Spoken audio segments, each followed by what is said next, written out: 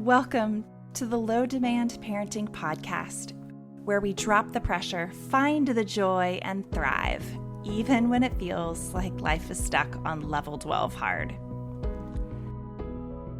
I'm Amanda Diekman, author, autistic adult, and mom of 3. I'm not here as an expert, but a fellow traveler. Together, we're learning how to live more gently, authentically, and vibrantly in this wild parenting life. I want to tell you about a free gift that I've created just for you as we move from one year to the next. It's called the Low Demand Reset. It is a gentle guide through a mini course that will help you to reflect on the year that's passed, release demands, expectations, and experiences that you're ready to be free from, and realign with what matters most. It is a low-demand parent's way of marking the year. I hope that it gifts you with freshness and compassion. It is free, and it is available for you in the show notes or at amandadiekman.com/reset. The dominant parenting paradigm that many of us have been handed, even if we stepped aside and decided not to follow this path, it's certainly the major way that parenting is done in our modern period, and that is punishment and reward parenting. The basic idea underlying punishment and reward parenting is that kids need to be incentivized to do the right thing because the primary thing that they lack is motivation and self-control. The system that then gets imposed on them is a system of rewards and punishments that are used to influence their behavior toward desired results. Children are often attributed as being manipulative, but really the punishment and reward system is a manipulation of children to get them to do the things that adults want them to do. Sometimes these rewards and punishments are really straightforward. They're sticker charts, prize boxes, they may be timeouts, spanking. Other times they're more subtle. They might be approval or disapproval. They might be giving them your energy and attention or ignoring them and sending them away. If you've ever been worried that by paying attention to your child when they're having a tantrum or a meltdown, if you've ever been worried that your attention is going to reinforce this and then encourage this behavior to show up more, that is part of the punishment and reward paradigm. If you've ever been told that by giving in to them, you will reinforce that this is a good way to get what they want, that's a part of the punishment and reward paradigm. This basic belief the kids only do well when they want to makes it the parent's job to teach control by making it more pleasant to do what the parents want and more unpleasant to do what they don't want. Brain science teaches us that what children actually need in order to show the behaviors that parents want to see is attunement and connection. This brain science is able to look at the mapping of the neuronal networks throughout the body, as well as the particular parts of the brain that are firing in these high stress situations. And what they have shown us is that all behaviors are communicating something about the child's state. What we would consider negative behaviors like hitting, screaming, whining, fussing, going silent, getting distracted, and hyperactivity are essentially stress behaviors. They show us a brain system that is under stress. Any number of punishments and rewards in that situation are not ultimately going to be able to bring the child from stress back to regulation. The number one thing that brings children back into regulation, which enables them to do their best and show up with the behaviors that parents most want to see, is attunement and connection. We have fundamentally mistaken the reward centers in our brain and what truly stimulates them. The number one reward is trusting connection and feeling safe. That is what lights up our brains. That is what is reinforcing. That is what brings us back over and over again. And that is what dropping something that is too hard, that is pushing your child into their protective fight or flight system, dropping that and saying, you are safe with me. If I have to choose between doing the thing and safety, I choose safety every time. That is what lights our brains up and increases our plasticity so that we can create new ideas and new thoughts, so that we have creativity and courage. We have access to our executive functioning skills so that we can even do the things we want to do, and what gives us the ability to return and try again next time. In long-term longitudinal studies, it's also shown that having a connected adult is the most essential factor in children's long-term positive development. So, to bring this down to the tantrum moment, the most important thing a parent can do when a child is having a hard time is stay connected. Disapproval, disappointment, dismissal, ignoring, all are associated with negative outcomes in terms of the brain science and the long-term impact. Now let's talk about how the reward and punishment mentality might be showing up for you. The basic fear here is that we are only motivated by getting pleasure and avoiding pain. Whatever is pleasurable, whatever is reinforced, that's what we're going to do more and more of. And we're only going to avoid and not do things if they're sufficiently uncomfortable for us. This means it's our job as parents to make it less comfortable for our kids when they're doing something we don't want, and better and more reinforced and more praise and more happiness and joy when they're doing things we do want. So the way this might show up, let's say you're trying to get your kid to go to school, but they're having school can't, as we call it, or school avoidance, as it's often called. When they're staying home from school, you're like, oh my gosh, I have to make this really awful for them so that they'll go back to school tomorrow. Because if they like it and they're happy here at home, then it's going to make it even harder for them to manage school. So I can't let them watch screens. I can't snuggle with them or spend time with them. I've got to get them working and show them that this is not a viable option. It's using the idea that if you were to give them attention and connection, that would be a reward. So instead, it needs to be an uncomfortable, unpleasant experience so that they won't be motivated to seek it out again the next time. Or it might show up like this. You're already in the moment. Your kid is having a really hard time. They're having a meltdown and there's a sibling involved. And you're like, I can't go over and spend time with the kid melting down. They hit their sibling and then their sibling yelled at them, got their feelings hurt, and now they're over there crying. If I go to them right now, it's just going to teach everybody that this is a good way to get what you want, that if you cry, mom will give you attention. And so I can't spend any time with them. I need to ignore them.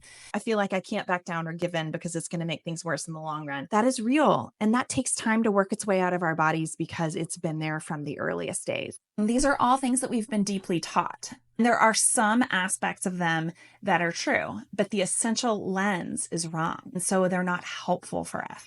As we start dropping demands, these kinds of thoughts, this reward and punishment mentality will lead you astray and cause you to make decisions that really aren't aligned and that aren't focused on trusting connection. It will make it harder for the core transformative aspect of low demand to take effect. Because it's not really dropping the demands that is so powerful. It's what it creates space for. It's the fact that it creates room for safety, room for trust, and room for connection and acceptance. Those things are what are powerfully transformative for our relationship to our kids and for our kids' relationships themselves. So let's figure out how we peel this back and get free. The first core piece is kids do well when they can. We all do well when we can. You may have big feelings about this, and that's okay. Many people who are trauma survivors or childhood trauma survivors may have very understandable, very justified reasons for feeling resistance to this idea. Yeah, maybe we do well when we can, but that still doesn't let us off the hook when we hurt other people. It doesn't help me to say, my parents were doing the best they could, so get over it. That isn't what I'm saying. Instead, it's a basic framework that says, given the circumstances that we've lived through, given what we bring to the table, all of our behavior makes sense. That everyone is trying to get their core needs met. We are all trying our best, doing as well as we can, given the circumstances that we're living in. But what it does is it helps us shift away from character flaws and towards skills and capacity and experience. It's like in the book that I really love that Oprah and Bruce Perry wrote, that the essential question isn't what's wrong with you, it's what happened to you. In light of what happened to us, everything that we are doing makes sense. The only way I would caveat that is in light of what happened to us or in light of our neurobiology, that some of our kids are reacting as though they've had trauma that 90 out of 100 trauma therapists are going to say didn't happen. But when you have a very highly attuned nervous system, you can experience trauma in moments that other people simply wouldn't. Trauma isn't what it looks like from the outside. It's how a person experiences it on the inside. We all do well when we can is a close cousin to all behavior makes sense. All behavior in some form is adaptive for the person who's doing it. What this does is it helps us shift away from needing to control or manipulate or change behaviors or the way that we react to other people in order to create the behaviors we want to see. None of that is the primary engine of change. It's not that giving your kid attention in a meltdown is a reward and thus it's going to light up the reward center in their brain and make them want to do it more and more. It's really not that. What it's saying is that your child's behavior right now in the meltdown, it makes sense for them. This behavior is important to listen to because it's such an important indicator of what's going on. And that by remaining attuned and listening, what we are doing is we are gathering needed information so that we can shift the parameters so that they don't have a meltdown next time. The goal isn't to manipulate their behavior. The goal is to support their core needs. Because when kids' core needs are met, then they are able to do well. And then the behaviors become more and more connected and trusting, and you begin to see flourishing be possible when you change the expectations for them. This is the core of low demand, changing expectations around trust and connection so that we can do well, not using behaviors and our reactions to behaviors in order to manipulate change.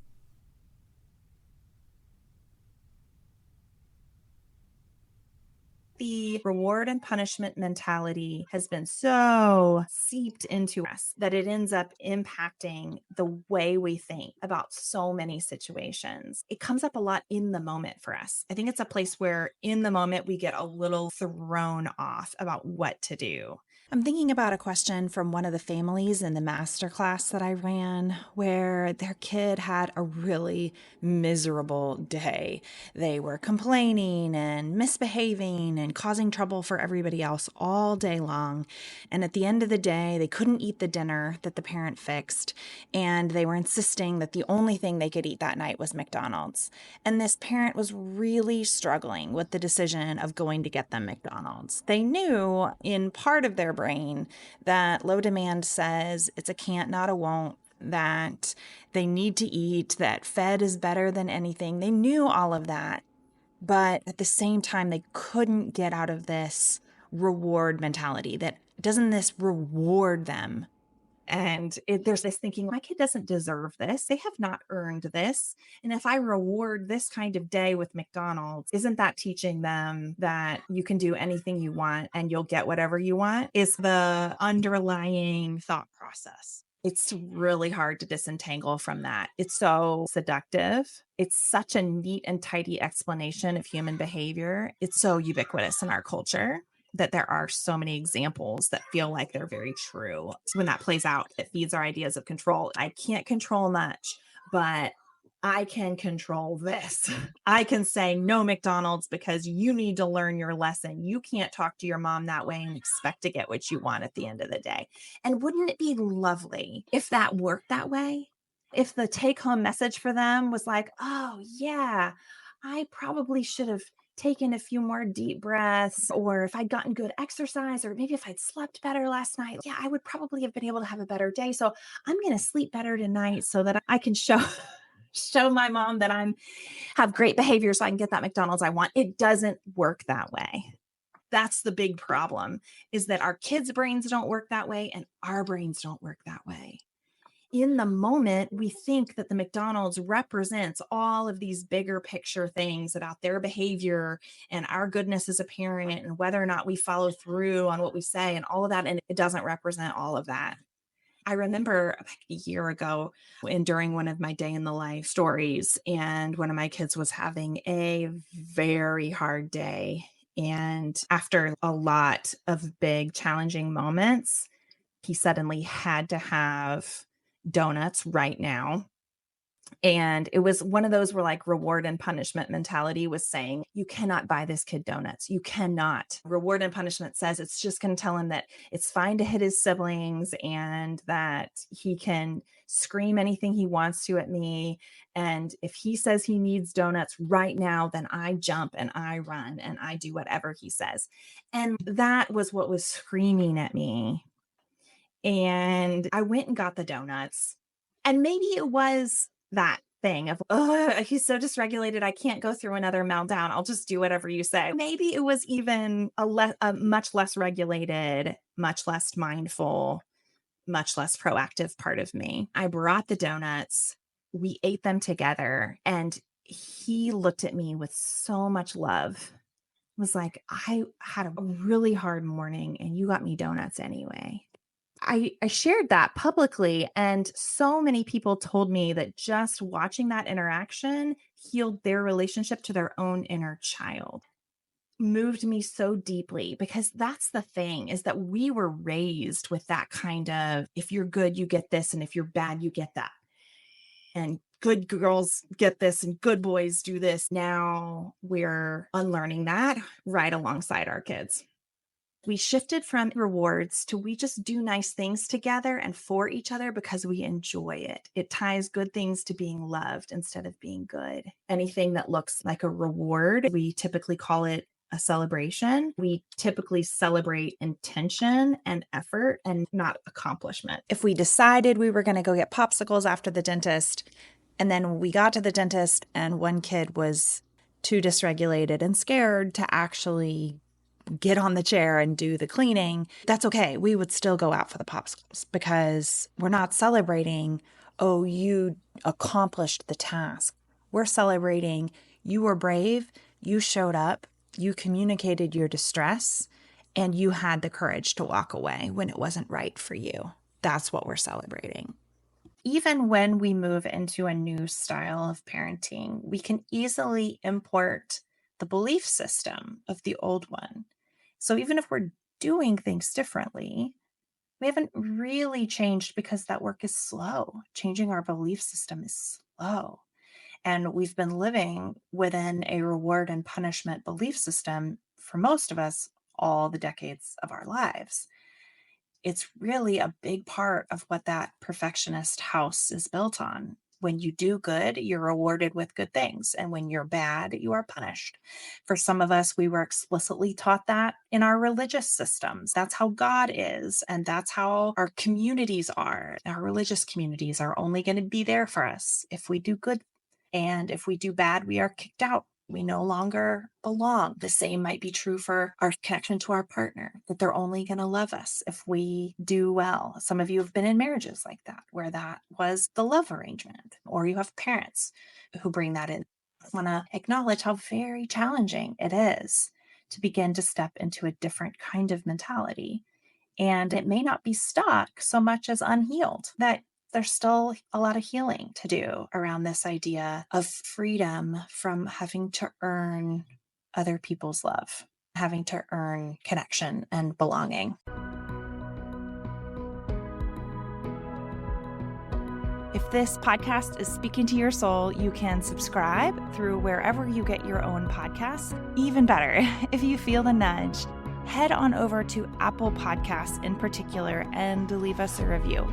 It's such a helpful way for new people to also get to experience what this podcast wants to bring into their lives. I'm Amanda. Remember, it takes great strength to let things go. I'll see you next week.